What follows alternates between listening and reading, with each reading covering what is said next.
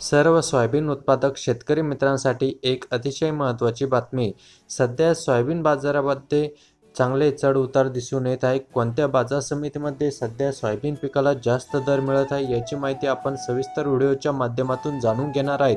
मित्रांनो, जर आपण सोयाबीन उत्पादक किंवा कापूस उत्पादक शेतकरी असाल तर व्हिडिओला एक लाईक करून चॅनल सबस्क्राईब करा आणि आपल्या जवळील शेतकऱ्यांना हा व्हिडिओ नक्की शेअर करा. तर आपली पहिली बाजार समिती आलेली आहे सिल्लोडमधील. इथे आवक झाली 146 क्विंटलची. किमान दर भेटला 3,800 रुपये, कमाल दर भेटला 4,150 रुपये, तर सर्वसाधारण दर भेटला 4,000 रुपये. पुढची बाजार समिती वरोरा.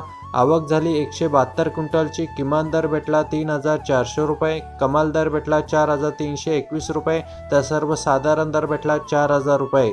पुढची बाजार समिती वरोरा शेगाव. आवक झाली 130 क्विंटलची. किमान दर भेटला 3,050 रुपये, कमाल दर भेटला 4,225 रुपये, तर सर्वसाधारण दर भेटला 3,800 रुपये. यानंतर वरोरा खांबाडा. आवक झाली 227 क्विंटलची. किमान दर भेटला 3,200 रुपये, कमाल दर भेटला 4,250 रुपये, तर सर्वसाधारण दर भेटला 4,000 रुपये.